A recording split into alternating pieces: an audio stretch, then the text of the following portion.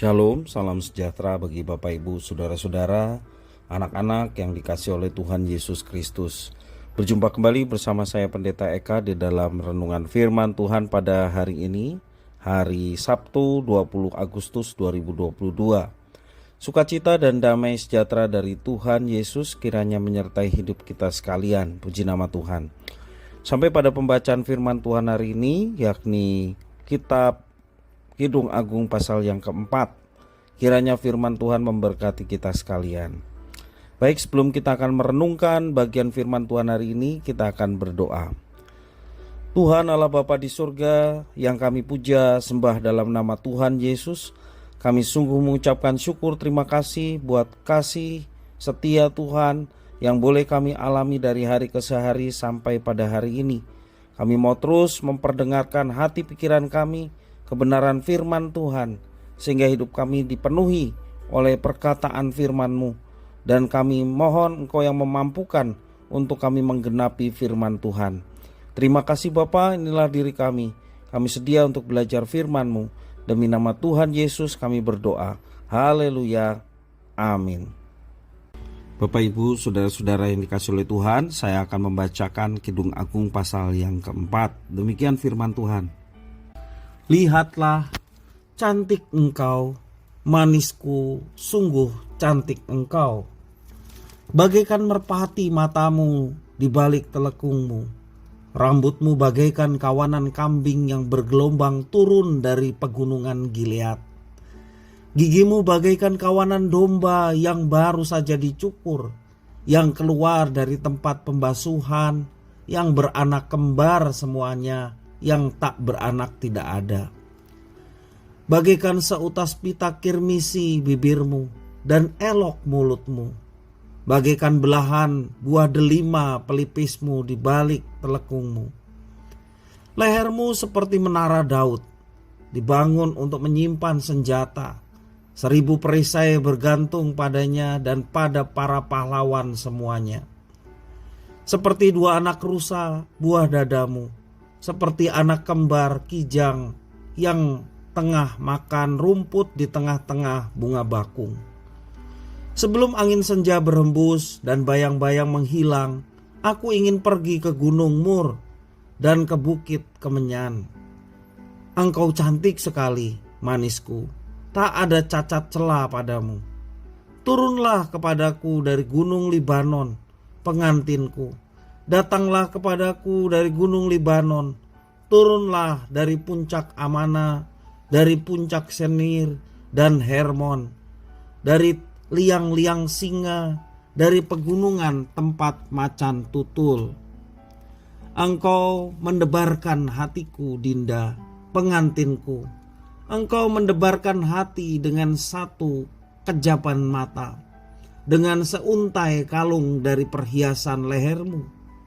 Betapa nikmat kasihmu, Dinda pengantinku. Jauh lebih nikmat cintamu daripada anggur, dan lebih harum bau minyakmu daripada segala macam rempah. Bibirmu meneteskan madu murni, pengantinku. Madu dan susu ada di bawah lidahmu, dan bau pakaianmu seperti bau gunung Libanon. Dinda pengantinku, kebun tertutup engkau, kebun tertutup dan mata air termeterai. Tunas-tunasmu merupakan kebun pohon-pohon delima dengan buah-buahnya yang lezat, bunga pacar dan narwastu dan kunyit, tebu dan kayu manis, dengan segala macam pohon kemenyan, mur dan gaharu, beserta pelbagai rempah yang terpilih. Oh, mata air di kebun, sumber air hidup yang mengalir dari gunung Libanon. Bangunlah hai angin utara, dan marilah hai angin selatan, bertiuplah dalam kebunku, supaya semerbaklah bau rempah-rempahnya. Semoga kekasihku datang ke kebunnya dan makan buah-buahnya yang lezat. Pasal 5 ayat 1. Aku datang ke kebunku, Dinda pengantinku. Kukumpulkan mur dan rempah-rempahku, Ku makan sambangku dan maduku, ku minum anggurku dan susuku. Makanlah teman-teman, minumlah sampai mabuk cinta. Bapak Ibu, saudara-saudara yang dikasihi oleh Tuhan, kapan terakhir kita memuji kecantikan ataupun kegagahan pasangan kita? Yang laki-laki memuji kecantikan istrinya, yang perempuan memuji kegagahan suaminya. Apakah itu hanya dilakukan pada saat pendekatan atau PDKT ya, atau masa berpacaran, atau pada bulan-bulan pertama pernikahan? Seiring waktu yang kita lihat mungkin hanyalah kekurangan dan ketidaksesuaian dengan selera kita, atau perubahan pada fisik maupun psikis, entah karena usia yang bertambah atau pola makan yang tidak terkendali. Pujian tulus sang pria kepada istrinya ini memang bukan untuk konsumen publik, juga bukan untuk anggota keluarga yang lain. Inilah pujian sang suami yang eksklusif hanya untuk sang istri satu-satunya dan tidak boleh ada yang lain. Oleh karena itu ungkapan yang jujur, blak-blakan, yang buat orang luar terkesan bahwa Alkitab vulgar dan jorok. Namun tidaklah demikian bagi pasangan suami istri yang sangat privasi dan eksklusif. Karena istri mana yang tidak suka dipuji dan dikatakan cantik oleh suaminya, bahwa tubuhnya terawat baik, selalu siap dan menggairahkan suaminya. Suami mana yang tidak menjadi senang melihat istri selalu siap, tampil cantik, indah menawan, harum dan membangkitkan hasrat, sehingga siap untuk mencapai keintiman yang terdalam.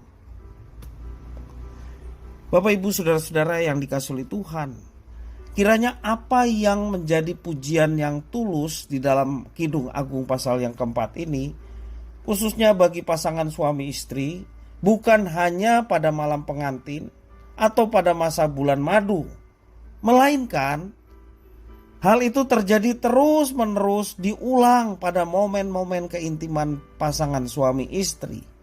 Dan momen itu memang harus diadakan, harus direncanakan dan dilaksanakan di tengah kesibukan pekerjaan dan juga mengurus anak-anak dan yang lainnya. Justru momen tersebut akan menjaga keutuhan dan kesatuan rumah tangga. Ingat Bapak Ibu Saudara-saudara, Tuhan Yesus sendiri mengatakan bahwa kasihilah sesamamu manusia. Sesamamu manusia yang tentunya paling dekat adalah pasangan kita. Baik suami memiliki pasangan istri, artinya suami memiliki sesama yang terdekat yakni istrinya. Demikian juga istri sesama yang terdekat adalah suaminya. Dialah yang harus mendapatkan ekspresi cinta kasih yang terutama daripada yang lain. Sesuatu kemunafikan ketika kita mengatakan bahwa mengasihi orang lain supaya mereka baik dan mengalami cinta kasih yang boleh kita berikan, tetapi kepada pasangan sendiri kita tidak lakukan itu. Itu sebuah kemunafikan. Yang terutama untuk kita mengekspresikan cinta kasih kita adalah pasangan kita. Dan marilah seperti dalam nasihat Kidung Agung ini, kita harus menjaga keutuhan dan kesatuan suami dan istri. Ingat juga bahwa pasangan suami istri itu menjadi analogi Kristus dan jemaatnya yang tak terpisahkan. Marilah kita terus menumbuhkan cinta kita kepada istri kita. Marilah kita terus menumbuhkan cinta kita kepada suami kita, sehingga kita akan bersama-sama dan hanya maut yang memisahkan. Buat pemuda-pemudi, anak-anak yang belum menikah, biarlah firman Tuhan yang kita belajar hari ini menjadi satu persiapan kelak ketika Tuhan sudah memberikan kepadamu pasangan masing-masing untuk dikasihi dengan tulus. Menjaga hubungan suami istri dalam kehormatan dan kesucian. serta menjadi partner yang setia, melayani Tuhan, satu kali untuk selama-lamanya dan sampai maut memisahkan. Jadi ini pembelajaran yang baik juga untuk yang masih lajang, yang belum menikah. Yang sudah menikah, sekali lagi, mari kita tumbuhkan cinta dengan pasangan kita, sehingga nama Tuhan dipermuliakan ketika pasangan suami istri harmonis, saling mengasihi, melayani Tuhan bersama-sama, dan menjadi berkat bagi dunia ini. Kiranya firman Tuhan memberkati kita sekalian. Mari kita berdoa. Tuhan Allah Bapa di surga, terima kasih atas firman Tuhan. Mampukan kami untuk menjadi pasangan suami istri yang menyenangkan hati-Mu dan menumbuhkan cinta di antara kami, sehingga hidup kami suami istri boleh menjadi berkat bagi anak-anak, bagi pasangan yang lain, sehingga nama Tuhan dipermuliakan dan kami boleh memancarkan terang Kristus, pasangan suami istri yang memberkati orang lain. Demikian juga anak-anak muda diberkati, kiranya mereka boleh mendapatkan pasangan yang seimbang, sepadan, sesuai dengan rencana Tuhan atas kehidupan anak-anak-Mu. Jauhkan dari jebakan iblis, yakni pasangan yang tidak sesuai dengan kehendak dan rencana Tuhan. Terima kasih ya Tuhan, kami menyerahkan hidup kami, biarlah kami boleh menjadi pelaku-pelaku firman dalam kehidupan kami. Terpujilah nama-Mu ya Tuhan, demi nama Kristus Yesus kami sudah berdoa. Haleluya. Amin.